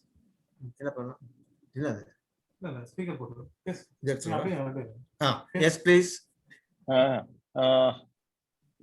My small questions. Economics gives the ways to the life, and Christian community having so many infrastructure in the country, institutionalizations, all the things. They are having hospital, they are having college, they are having schools, and all these things. In spite of that, why there is discrimination? Christian institutions institutional hospital in spite of that, why there is discrimination? Yeah. See, that is a very important question. Actually, Christianity is doing a lot of things: welfare measures, education, and all that. For the country, it is doing a lot of things. But within the Catholic Church, the Dalits are so badly discriminated and marginalized in the educational institutions run by the Catholic Church. The percentage in the Catholic institutions, Dalit Christians, I'm saying, is maybe about only 8% or at the most 10%, both in students population and staff population. Both in students population, staff population, all education institutions, maybe at the most 10%. Why is it? That is also the question for us. The answer is, it is the casteism in the Catholic Church. The casteism against Dalits, the discrimination against Dalits is deep-rooted. That is what I explained historically. I quoted so many things also. And what was there, the caste discrimination and domination from the beginning. It is still continuing without much change. So what else is the reason? It is the caste mentality, caste mindset of the bishops, archbishops, cardinals, and the clergy at the lower level. And every institution, almost every institution, is managed or controlled or administered by the caste priests, bishops, and the hierarchy. As I said, even the congregations, not only the bishops and all that, the congregations, there are hundreds of congregations which run most of the educational institutions. And who are the heads of this congregation? Who are the heads of these institutions? 98% of these people who are administering the institutions or who are leading the congregations are non-Dalits. And they are caste-minded. That's what is very clear. And that is what we are Dalit Christians raising. And for outsiders, it may be it may be a wonder how it can be. That is true. You take the statistics of any institution, leading institution, even certain Catholic agencies, church agencies have said that the population in every institution, even the evaluation by the MIDS, Madras Institute of Development Studies, taken up by Thangaraj himself, in his presentation, he showed very clearly that in the educational institution, Dalits are marginalized, Dalit Christians. We are not talking about other Dalits. We are talking about Dalit Christians themselves marginalized in the Catholic institution, though they are 75%, 65%. This is casteism, nothing else. My questions to this. Hazare, can I come in? Yeah, please. Yeah, Dr. Mary John, I think caste mentality and caste discrimination, that has to be interpreted properly. Caste discrimination is that you are denying opportunity to Dalit who are equally qualified or competent. But the motive behind caste discrimination is economic greed. You need power. The economic greed is reflected in terms of having more administrative position, a higher share in admission in the school and the colleges, higher share in priest in the churches, higher share in other facilities. So the behind discrimination is the economic reason. It is not spiritual reason. Religion is for spirituality, but it is here the motive is greed, economic greed. Great economy, yes. It's a material development that one must understand. And discrimination that is treating people differently is an instrument used on the name of caste by high caste for material gain. It's not for psychological satisfaction. It's for material gain, hardcore material gain. And that we need them and we deny you. We benefit at your cost by denial of priesthood in churches, by denial of admission in the school, by denial of administrations and in the other area. I benefit, the high caste benefit.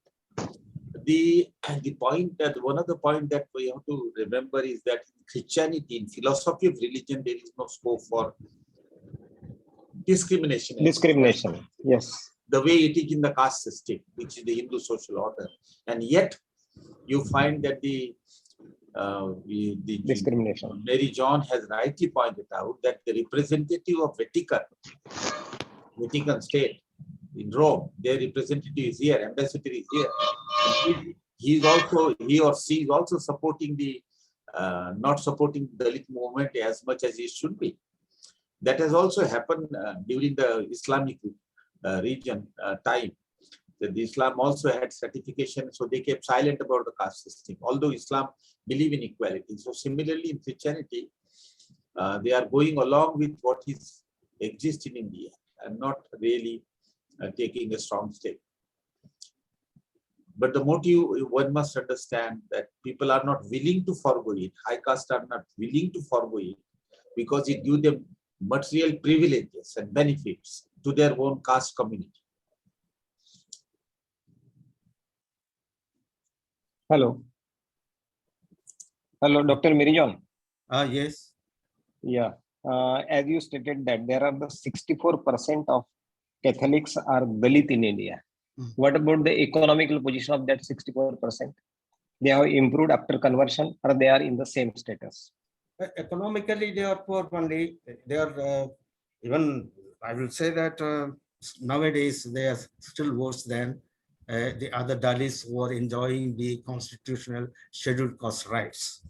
In terms of professions and employment, and even the education level. Maybe they are getting this arts degree, the BA, MA, and things like that. But if you look at the medical thing, engineering, and the management institutions, all these higher level institutions, Dalit Christians are nowhere. And so because their education, maybe in those days, in the elementary education level, the church was doing a lot. The church was doing the elementary education, school level. Yeah. And even now at the school level, they do a lot of things. Even there, they are Dalit Christians are discriminated. Only the upper caste Christians and other privileged non-Christians are benefited from the institution.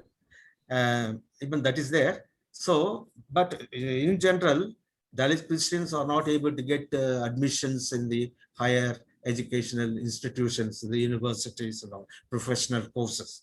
So that automatically speaks about their employment.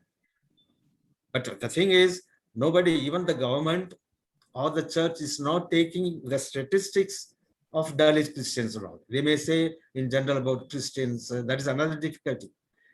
About the Dalit Christians who are suffering within the Catholic Church, there is no statistics.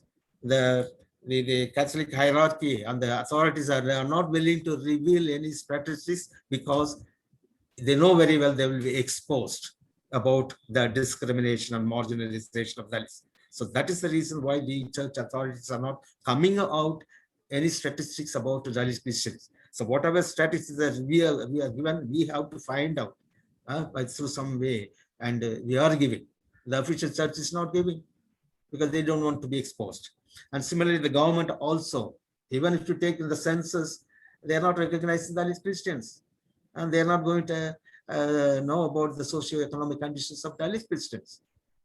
So that is the problem. But anyway, at the grounds, we are with the people, we are at the ground, and we know that Dalit Christians are not, see, their economic and employment status will improve. This is the point. The economic and employment status will improve for Dalit Christians only if they are given the scheduled caste status just like the other Dalits. Because before the constitution, the Dalits of Christian or any other religion, Hindu or any other religion, they were in the same level, the educational and all that. But now, where is the representation of Dalits in the governance, in the administration? Nowhere, nothing. Nobody in the administration level and nobody in the governance of the country, Dalit Christians. Whereas the Dalits who are given the SC status, SC rights, they have come up.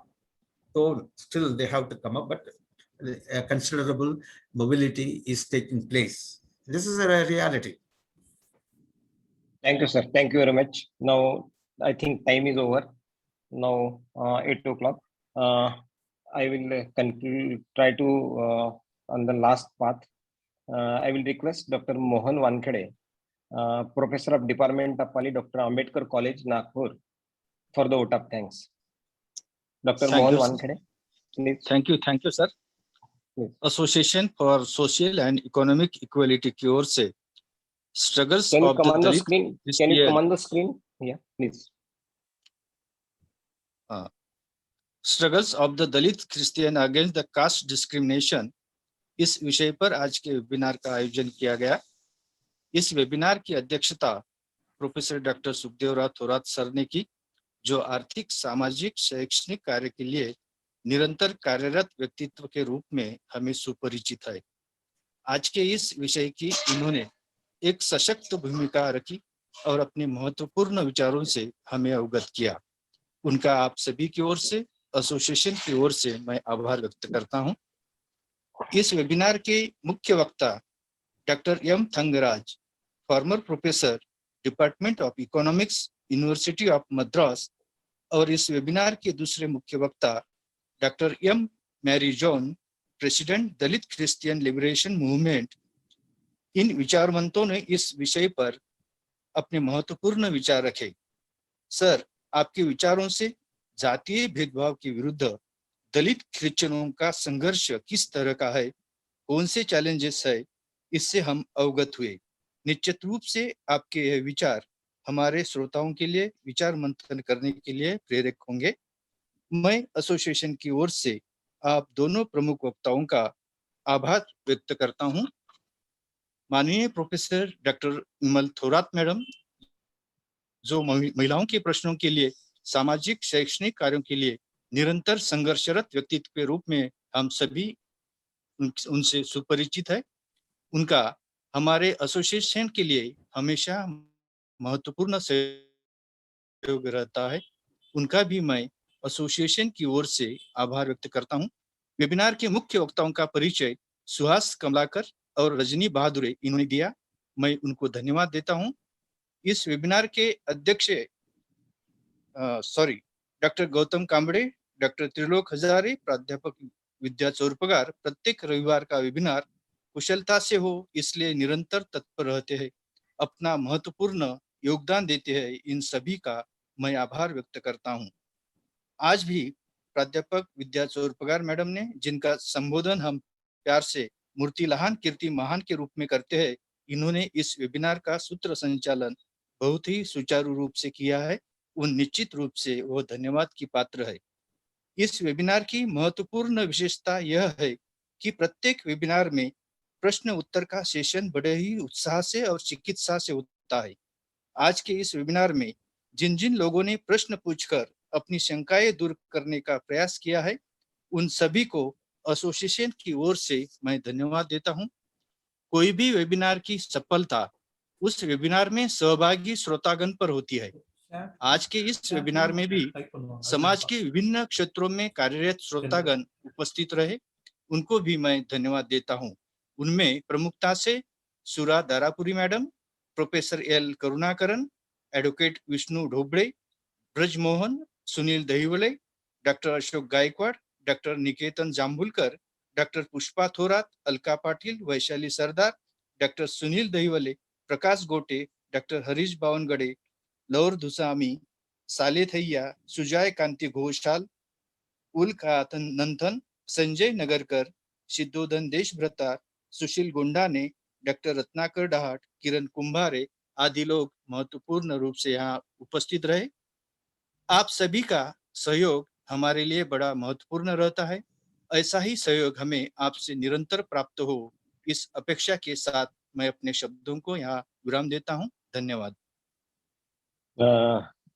Doctor Mohan Wankhede जी का मैं धन्यवाद व्यक्त करता हूँ। आपने बहुत ही अच्छे तरीके से कार्यक्रम का आखिरी पड़ाव रखा है, और इसी के साथ में आप सभी से रिक्वेस्ट करता हूँ, डॉक्टर थंगराज, डॉक्टर मेरी जान, आप आए, आप पार्टिसिपेट किए। हमें आपकी फिर से जरूरत पड़ेगी। बहुत ही अच्छे ढंग से आपने ये इंफॉर्मेशन दी है और एनालिटिकल वे में विथ रेफरेंसेस अपने सब्जेक्ट को रखा है। डॉक्टर थंगराज हमारे साथ दूसरे बार सहभागी हुए हैं, लेकिन मैं ये चाहता हूँ कि जब भी मौका मिलता है वो हमारे वेबिनार को ज्वाइन करते हैं। और डॉक्टर मेरी जान से भी मेरी आशा रहेगी, अपेक्षा रहेगी कि सर आप भी कंटिन्यूअस जुड़े रहे, ताकि विभिन्न विषयों पे हम यहाँ पे अच्छे अच्छे वक्ताओं को लाके, आप जैसे वक्ताओं को लाके उनके विचार सर्वसामान्य एकेडमिशियन तक पहुंचाने की कोशिश करते हैं। तो आप सभी का फिर से एक बार धन्यवाद व्यक्त करता हूँ। Doctor Thorat sir, doctor Thorat madam का धन्यवाद व्यक्त करता हूँ। और आज का यह कार्यक्रम यहीं पे समाप्त हो गया, ऐसी मैं घोषणा करता हूँ। Thanks to everyone. प्लीज।